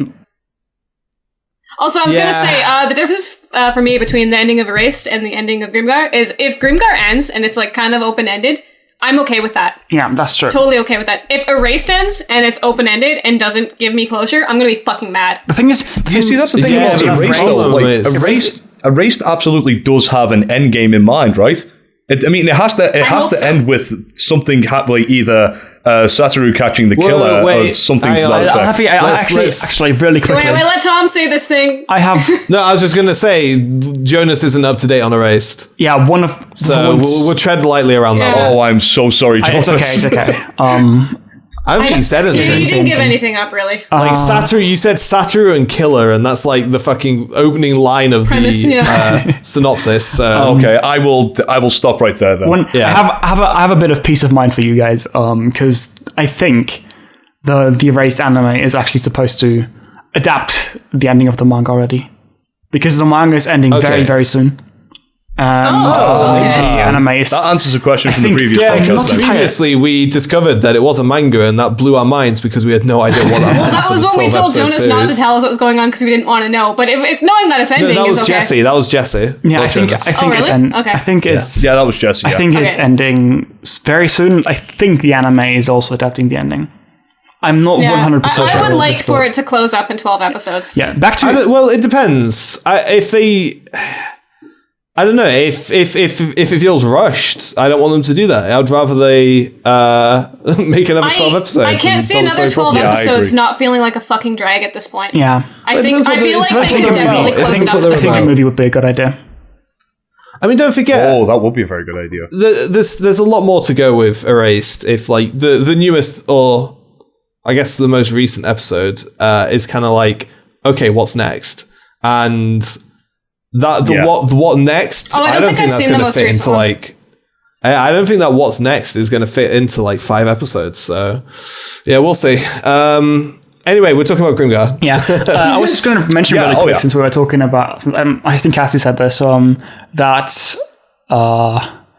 like for Grimgar, an open ending I wouldn't really mind, and I completely agree with that actually, because Grimgar is a show about life, pretty much. Like it's a show about their life there. Would you say it's a slice of life? I think I would say so. Drama for a slice of life. By the definition that you put onto Twitter, you would absolutely have to call that show a slice of life. I think it has slice of life elements. I definitely think it has elements of it. Because it's very much about how they live there. And every episode is like a slice of how they live their life. So I hate you. I put my head in my hands when you said that. Welcome to the club, Jonas. But yeah, I definitely. So I think an open ending would basically be like, they'll just live on. It continues, and that's it. Like I'll be completely fine. Life goes on. Well, like they're already a part of this guild, and that was like kind of their initial goal. So just show them getting into that, and then just leave it at that. I think their initial goal was like not starve. I think I'd be completely fine if the show ended now. Like I've said that. I said that after episode 4, and I said it again after episode 8. I think episode 4. I want to see what happens now that they're into this guild. That's what I want to see. And then if they ended it after that, yeah, okay. I mean, I'd be sad if it ended now, like because I wanted more. But I think it'd be a good ending point for episode 4. I actually don't think so, because also we still see Haru and Yume hook up. Yeah. Yeah, no kidding. That needs to happen. Or Mary. I would be okay with Mary. I like Mary is like second best, obviously, but well, what else is there? I mean, there's Shihoru. There's Shihoru, but Shihoru isn't exactly great. There's my yaoi ships. We haven't even got into that. But, like, the best one died, so fucking square one. What about those sexy female goblins Tom was talking about a minute ago? That would ruin Grimgar for me if Minato got revived. No, yeah, definitely. Yeah. That would actually be the thing. Holy shit, that would be hilarious. That would actually ruin Grimgar for me, and I'd be, oh my god, I can't even, Wow, that wouldn't bother me that much because I watch Dragon Ball Z. When they bring characters back, like when they brought Ino back and I'll know Zero. Fuck you! Shout out to Attack on Titan. Yeah, no, I agree. I'm just saying everyone back in I'll know Zero. I'm just saying, like, I've seen Dragon Ball Z before. I'm used to this shit by now. I hate it so much. Coming back for bullshit reasons. Yeah, so a character fucking died and the other characters had to deal with it. In one other anime, like the Dragon Ball Grimgar. resurrection thing is so ridiculous in anime. I think characters don't fucking die. And it's constantly breaking the one rule that they set down in the first place. Like, to bring people back, you can bring them back once using the Dragon Balls, and then when it came round to the Majin Buu saga, you're like, fuck that. I've got a shitty write around for that. I've got a work around for that. We can bring Goku back, no problem. Because I think the reason for that was, just a quick tangent, I think the reason for that was because they wanted Gohan to step up and become the main character, and then the audience were like, we want Goku back. Gohan's not really not very interesting. In the cell, Gohan was the greatest thing. Oh my god, he was so favorite. Cool. Oh god. Oh yeah, such a when he turned Super Saiyan 2. I have a question. Such a cool How scene. the fuck is Gohan not the same character as Goku? He's smart. That's a good point. Like smart as well. I think. I mean, they're pretty fucking similar, but. Oh yeah, they are. It's still Gohan is. And they had Goten as well, who's just another Goku clone. Yeah, exactly. Yeah. Oh man. So yeah, I mean, death as a subject is something not often covered in anime, and I think Death Parade explored the aspect of death where people don't want to fucking die. And Grimgar is exploring what gets left behind. And I think the way Grimgar does it is incredible. I said this really about good. the show several times now. I think it's like my very opinion on it. Like the one word I'd sum it up with is melancholic. You said that word, and I was like, that's really good. I think you could also say bittersweet. Bittersweet fits as well. It's very. It's. I mean, it's of course a very slow show, and it's a show that's incredibly good at building its atmosphere. The soundtrack for it is incredible. I don't mean the insert songs. You're talking about Grimgar, right? Yeah. I mean, the sound. You are the only other person than me who's actually fucking pointed that out. Last time I said that, someone was like, "Oh, I haven't really noticed it," and I was so mad. It's such a good soundtrack. Like, it is. Really quick fun fact: the soundtrack is actually done by someone called by a group called No Name, known as in no, I know something, and they are a group of composers. Partially in there's the composer for Kuroko no Basket and One Punch Man. And it's One Punch Man has a killer soundtrack. It does. The soundtrack is so good, but it's I assume that's like for the songs that play in like combat and shit. Yeah. Like I remember in the first episode, there's that one song that kicks in when they're like doing fucking nothing against these goblins, and I was like, "Holy shit, this is cool! I like this." Yeah, there's one more person. Probably that guy. There's one more person in there. I don't know which. I used to remember, and I don't know what it is anymore. But it's such a good soundtrack, and it's like it works so well with the show as well. These really slow guitar tracks or like the really slow piano tracks. It's so good at building the atmosphere, and the directing itself is really good at it as well. Because whenever there's like a really slow scene and people just talk, there's a lot of very slow-paced directing, I guess, where you can just see like scenery shots, or like whenever Minato talks to or Haruhiro talks to Minato, there's just like very slow shots. There's really not much changing at all, and I think that actually helps a lot in the directing, and it's beautiful in the atmosphere. Yeah. And it's not what we expected. Absolutely not.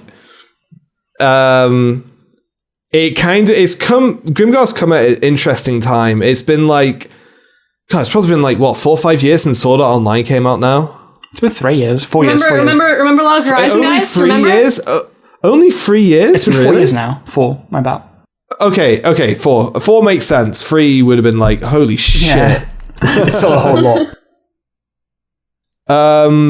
So like the whole kind of we're in an RPG world thing is kind of nearing the point of fatigue.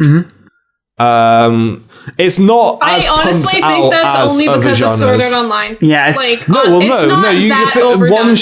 one show does not create fatigue. The thing is just like there's only really like a handful that I can think of right now. Anyway, yeah, like, I mean, it's not as much as other genres.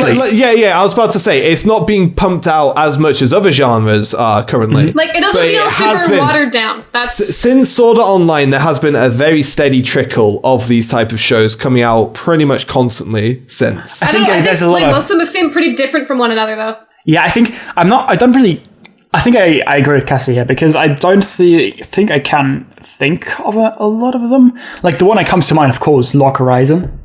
There's Log Horizon. I'll definitely put No Game No Life. Yeah, true. That's what I'm saying. There's Sword Art Online, Log Horizon, No Game No Life, and Grimgar. They're 4 entirely different shows. Yeah, Outbreak Company as well. They're all very different shows. You're right. I don't think there's really. Like, people start pointing at the fantasy genre as something that's, like, very overdone. I think this was overdone, like, 10 years ago. I think 10 years ago, there was a lot of these. But now... Fantasy's been overdone ever since the third Lord of the Ring book was published. Yeah, it's just... Like, there's so much... Like, there used to be a lot of fantasy. By now, there's not really as much. And a lot of what it's done is very different from one another. And I think Grimgar that's what I like about it. Grimgar's the one that's been the most different from all of them, in my opinion. Yeah, but my point was... is that I imagine these shows will continue to trickle out. And I just think that from this point forward, every single one of these types of shows is going to be held up to Grimgar. Yeah. And Grimgar is going to be held as like the gold standard for this genre for I like think pretty much Grimgar, forever. in general, amongst most people, is going to be really forgettable because I don't think many people are watching it. I think there's I know loads of people. I'm seeing a lot of people talking about Reddit. Grimgar. It's very, I haven't very, heard shit about it's it. very popular on Reddit, actually. There's a lot of people. Okay, that's good. I like that. Because then. I think the last episode had like 1,000 upvotes or something. So that said, there's a lot of people. There's a lot of conflicted opinions on Grimgar because there's a lot of people. I think it's boring and everything. That's why I think it's going to be a bit more controversial for a certain amount of time, and will probably like in a half a year or something will probably be remembered for the most part positively. Okay, yeah, I didn't think it was doing that well because I didn't hear much about it at all. I mean, it's going to be one of those anime that's like held in high regard by people that know what they're fucking talking Pretty about. much, yeah. Like the Like people K-On! that hold. Wow, Jonas. Okay, you're on the boat and you're sailing into the sunset here. No, I can imagine a lot of. I'm generalizing here, but I can imagine that many of the people who are making the argument that Grimgar is boring much preferred Sword Art Online. I've heard people say that, actually. I've heard people say that. You know, a lot of people said the exact same thing about Log Horizon too. That's an assumption and a generalization, but I feel quite confident. I think it's kind of like a lot of people. This is going to sound mean. I don't mean it in a mean way, but I think there's a lot of people there's a lot of people that can't appreciate subtlety. And subtlety is something that Grimgar excels at. It's also something that's like, it's like gold dust in anime. Yeah, anime feels like anime's felt like an arms race at this point. Yeah, but there's very few very subtle. Who can out crazy? You can be the next. I mean, blue string under your tits. That's the new thing, guys. Everyone's like fucking put all your money into a blue string under your tits. Because it became such a big deal. And the thing is, it's like people like anime studios are like, wow, that anime was garbage, but people love it because of that blue string under that girl's tits. We need to find the next gimmick. I'm so sad that like so many talented people in the industry are like held up designing girls with boob strings. It's sad. It's really sad. Well, it's only like video games, dude. Like talented studios being forced to grind out Call of Duty games. Yeah, true. Let's put out a new Sakura game every fucking month. That'll get them. We're talking about talented studios. I thought we were talking about general shit. But yeah, I think in terms of subtlety, I think there's always like one or two shows. There's like always a few shows a year that are very good at subtlety. I mean, last year that was Euphonium. I love pointing. Like pretty much anything Kyoto Animation is very, very subtle in my opinion. I like Jonas. Yeah. Have you seen Phantom World? Phantom World? That's pretty subtle. Okay, Tom. Let's not count Phantom World. This is where I look over my fucking Gendo glasses and say checkmate. Did I tell you that I hate you before? It wasn't Kara no Kyoka. Is that no? Kyoka no Kanata. Yeah, I think thank you. Beyond the Boundary. Kyoka no Kanata wasn't as good. I think the more slice of lifey ones for KyoAni are the ones that I'm talking about. Shinibyo is very good at it. Euphonium, K-On. I don't know. What else was there? Hyoka, definitely. Like, those are the ones that I definitely say. Yeah, I would. Okay, I'm with you with Hyoka. Like, Hyoka had something to it. I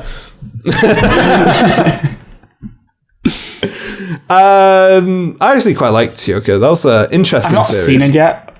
Like, a lot of when I talk about stuff, I haven't actually seen it yet. Probably bad idea. I haven't seen it yet, but I've already downloaded my opinions from the internet. Exactly. So you'll fit in perfectly with us, Jonas. No, it's like one of the highest praised shows, especially in terms of its visuals and like its framing, etc. Oh yeah, it does look gorgeous. It really does. The fucking wiki page spelled Grimgar again! Oh my god! Oh, well done, Cassie. Cassie well spoiled done. Grimgar again for herself. Oh my god! So the last time Cassie got spoiled on Grimgar, she found out Manito was going to kick the bucket. It was 2 hours before I saw the episode. How did you do it this time? No, I had the wiki page open, just like I quickly looked. I didn't read anything, but then I had like the Audacity and Marilla's action open, and they were sitting above this one line of text, and I just I just looked up, and it was right there in my face, and I was like, wait, I didn't know that. Wait, what? What? Nashatanya is the 7th? What? See, that wasn't a surprise, though. This isn't okay. You know what? No, honestly, you know what the worst spoiler for fucking Rocker was? It wasn't who the 7th was. It was that stupid fucking bitch that showed up at the end. If I'd known about that. Fucking cow costume. Oh my god. Why? Oh my god, she has the most hateable face in anime. I mean, she's also I don't know. No, and the worst part was, it was like, remember that gimmick that we used for this entire season? Get ready for a second one. Who's the 7th now? Don't need to get ready for it because it sold so poorly. We're not even going to get a season 2 now. Well, how was it again? Did it even sell 300 copies? It did so bad. It's insane. Did it really? I think I read something insane, like it only sold 250. Something along those lines. I think it averaged like 300 or something. Yeah, and they had to cancel. They had to cancel so many. Well, I say so many. They had to cancel like 5 pre-orders for like the special edition stuff and just scrap it completely because I think they got so many people weren't interested in it. Endorse them super hard because Crunchyroll had this big contest and everything up, and they had like so much merch. Wow! And they were really trying to fucking sell it. And it did not do genuinely surprises me. That's not a show. It was even licensed here. It's licensed. I have no context for what does well in Japan. I guess marketing goes into it and we don't get to see that. But the fact like Death Parade doing poorly is like, to me, it's one of the greatest national tragedies Japan's ever known. I am making that statement in full understanding of history, people. I mean, SAO did well. I think that's another one of those. Yeah. See, I'm not surprised that SAO did well. Yeah, SAO was one of those. SAO was one of those pandering shows. So of course, I'm not surprised. I'm just disappointed. Yeah. I'm surprised Tokyo Ghoul did as well as it did. Now that is genuinely surprising. Like, I'm not surprised Sword Art Online did, but Tokyo Ghoul, like, it's edgy shit that it's people only can the like. same. I guess Tokyo Ghoul is actually probably the new Elfen Lied, isn't it? I've not seen that. Like edgy anime that gets loads of people into anime for the first time. I think Elfen Lied is popular for different reasons though, because Elfen Lied is just like the complete edge. Like the edgiest thing you'll ever watch. Like it's so different from everything else you'll ever watch that you like it. It's definitely edgier than Tokyo Ghoul. Whereas Tokyo Ghoul is relatively edgy, not a very good story, but like for people, like a lot of people, I don't want to say don't recognize it because that sounds really mean, but you know what I mean. Yeah. So, how confident are we that Grimgar is going to be able to stay the course? I'm scared for it, but I think if it doesn't... I'm scared too, by the way. If it doesn't derive from its character-focused style of storytelling it's doing right now... I actually think their best choice now is to actually pick the pace I don't think so at all. Because... I think they will, like, for sure. No. Okay, hear me out here. Okay, so we had episodes 1 to 4. Okay, a character dies. Like, okay, that's well thought out. This whole arc's nicely wrapped up in what's happened. And okay, you've justified the pacing. You've made really interesting characters and intriguing worlds, and all these interactions work well in this slow format. Okay, what's going to happen next? Are they going to pick up the pace? No, they're going to actually tell this really heartbreaking tale of grief, again at the same pace for 4 episodes. Pretty much the only card they could have played that would let them continue at that pace. What are they going to do next? Do they have any more cards to continue that pace at? I don't think they do. I think I'm not sure if I'd like them to pick up the pace. The thing I like most about Grimgar are these very sincere moments, like the very silent moments when they're just talking to each other.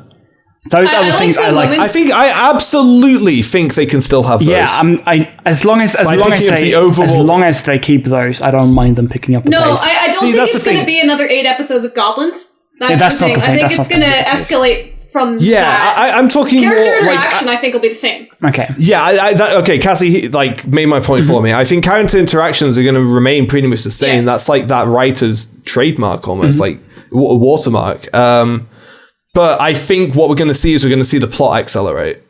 Yeah, I think we'll see different stuff at the very least. I mean, like I say, there's been literally no plot other than like if you take character interactions out of the plot, we've gone from one goblin to goblins. Yeah, I mean, like that's literally all that's happened. Yeah, definitely. I think that it's just something that works for the show. I mean, yeah, I agree that there's going to be more happening now. I just, like as I said, I just don't want them to stop the character interactions. But yeah, anyway. Yeah, I don't think they will. I don't think they will. But yeah, I definitely feel like the plot's going to pick up. I was going to say, yeah, like the moments I really like in the episodes, it's not in every single one, but it's in most of them, is that point where it's just the music and like the images. Yeah, that's like the most, that's what I mean with atmosphere. Like that's like, I love it's amazing. That shit. Also like, one of the best things about recent episodes was like, Harry talking to Mary in the last episode. That scene was like there was no like so normal. Yeah, it was so Yeah. real. It felt real. Like yeah, the entire conversation was like true. Really based around like a friend of mine called it a rambly style of dialogue. Like it was just Haru rambling to her, and I think it worked so incredibly well. Yeah. And then he was going to confess, but the bell rang. So. You have to run home before you turn into a pumpkin? It's still an anime, guys. Let's never forget that. It's not what it looks like. At least they're not high schoolers. Or at the moment, at least. They might have been. I think they're older than high schoolers. I think they are. I actually think they're probably college student age. I get the feeling that they're older. Because they fucking drink, and that's like the one thing... Other than like, there's been very few anime that's actually got their fucking high school students drunk. Like the only one that's coming to my mind at the minute is Kiss X Sis. And Kiss X Sis is the only other show that's done something. It's probably something you don't want to do. Yeah. So yeah, I think I don't know. They seem to act a bit older than at least anime high school kids do. Yeah, that big dude is definitely not a high schooler. Yeah. But we say that it's still anime. He might as well be grade school. He's just like that chill guy. It's true. They could be 15. No, there's no fucking way. I wouldn't believe it first. If they said that, I'd be like, no, you're lying to me. You're lying to my face. But there's been so many anime that has done that, though. Fuck you. Grimgar's not going to... No. Shut up, Tom. And in the next arc, Grimgar's going to turn into a high school rom-com. And Harry's going to sit at the second... You know what? That's still than as much as Manito coming back. True. Yeah, it would. That was also one thing I really liked is in that episode, the last one. Well, not the last one, but... Yeah, I know what you mean. Is the point where Harry pointed out that the reason Manito was so perfect is because we never really got to know him. And I was like, God, that's so true. Like, I fucking love that guy. I didn't know anything about him. I don't care. I fucking loved him. And that is, like, literally...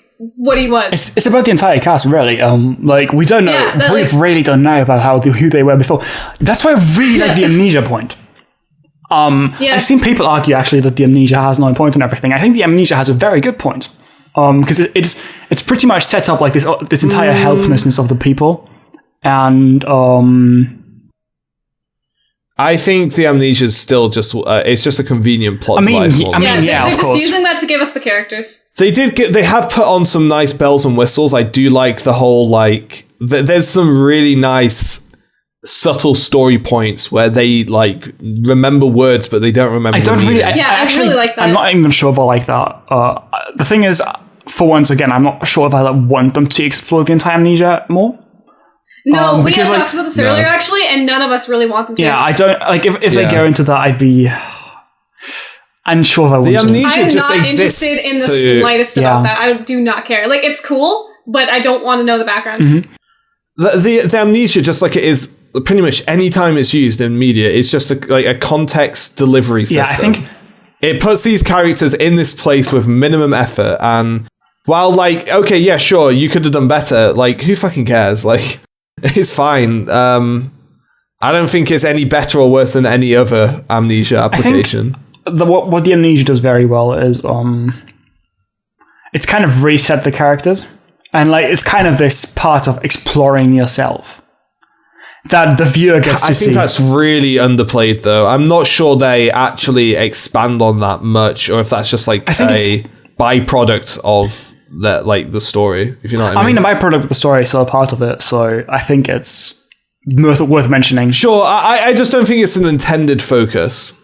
Yeah, it's hard to tell. I think it should be, actually. I think it is, actually. I really think it is, and I think that the way it's done is fantastic, and I love it, so... Yeah. But I just don't... We haven't... If they were going to do that, we would have had a Jackie Chan moment of Who Am I? But that'd be so fucking cliche. They are. Yeah, but they're all so confident about who they are. And actually, they're all confident about their opinions. They kind of have that at the start, don't they? Like, who is everyone? Why don't I remember anyone? Like that kind of stuff. Yeah, but that's just general amnesia. That's not like learning who you are. Yeah. Like their identities have been pre-packed from episode 1 and hasn't changed much at all. Like I think they could have played that as a plot point. I just don't think they are doing. Yeah, I guess you have a point. Yeah.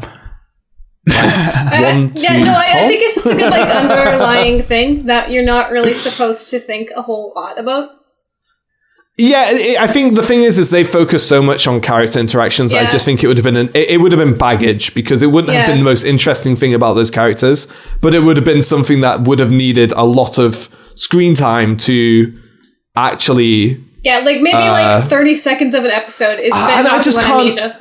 I'm so sick of anime characters having fucking identity crisis. I'm wondering if this is going to happen in the future. Actually, will they just go like, "Who am I?" Or "Who was I before?" Like that kind of stuff.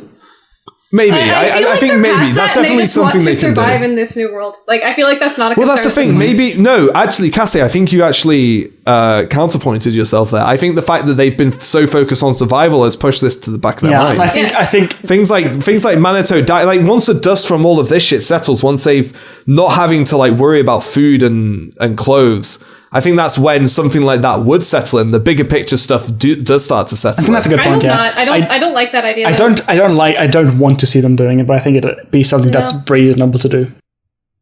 The thing is, though, I would not have necessarily said I would have wanted them to do a character death because I'm so used to character death being terrible in anime.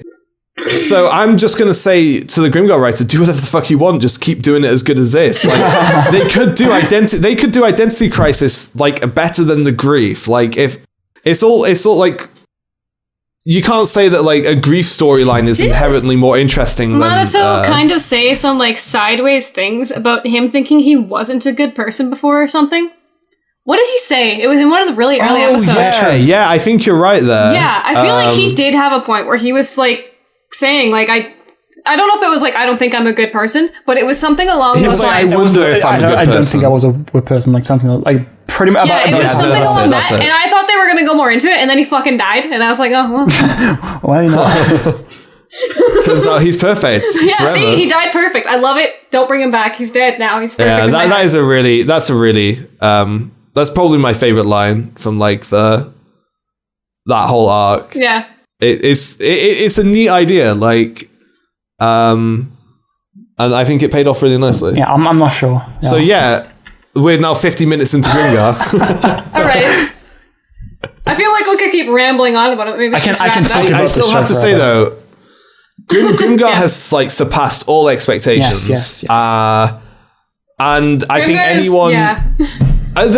Whatever, we put spoiler warnings up. If people are watching this that haven't seen Grimgar, what the fuck are you doing? Yeah, it's a bit late for that. You must really like my voice.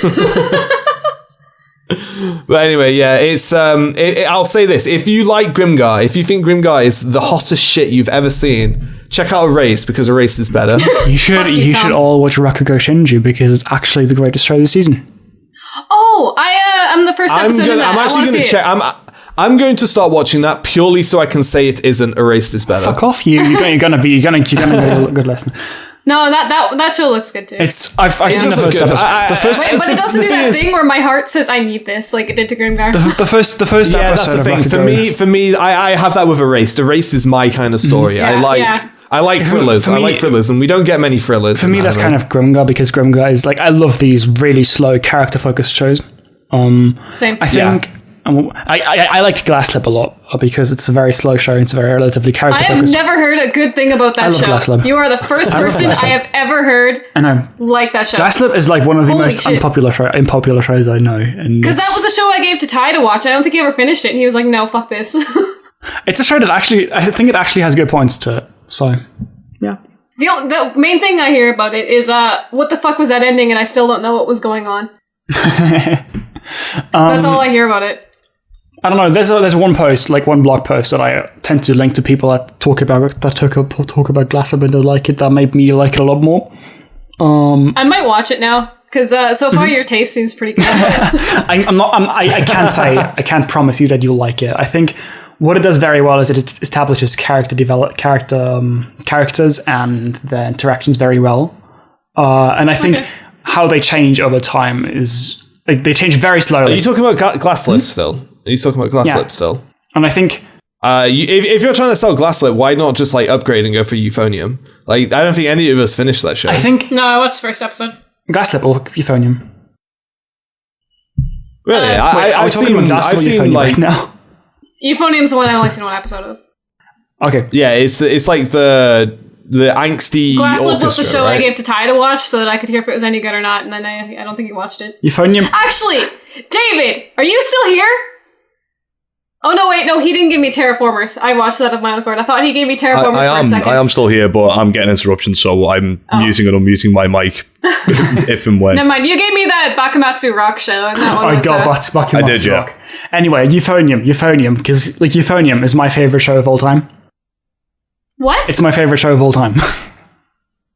Holy shit. Like, it was cute and looked good, It's not because it's cute. Euphonium is an incredibly good character drama. It's not a Laurie show. I understand why you're saying it's a character drama, but all that kind of the only impression I got of that after watching like 3 episodes was just angst. Okay, like, wait. All right, okay. guys, wait. Can we save this for another episode? Because we need to close this one up. We could do. I might actually watch some more of that. Because if you guys get into this, we're gonna have another 20 minutes, and then we're gonna be on 2 hours. I'll ask you to watch Euphonium, and I'll guest on another podcast then. Because Euphonium, I can talk about Euphonium for 2 hours. You don't even need any other. Jonas, you're welcome back anytime. Yeah, you were great. Thanks. I'll be back. I'll gladly be back. Hey, David. Loads and loads of fun. So, please shill us. Would you like to sign us out, David? I guess I could do that. So, ladies and gentlemen, thank you very much for listening to the Anime Abroad podcast. My name is David Jones. Today you've been joined by Cassie. See you next time, hopefully. You've been joined by Tom. No, Cassie, sorry, not hopefully. You're fired. Holy shit. I was talking to the viewer, hoping they'd come back, you know? Be like, oh, that was great. Well, they will now, because we resolved that whole Cassie issue. She's gone, like, for good. And you've been joined by Jonas. Thank you so much for coming on today. You're welcome. Thank you for having me, man. It was loads of fun. I'll gladly be back. Excellent. Nice. Well, hopefully we'll see you sometime soon then. Hopefully. All right then, cool. Well, you know where our normal places are. Facebook, Twitter, the email address. If you want to join the Skype group, all of that stuff is in the description below. So check that out, and we will see you next time.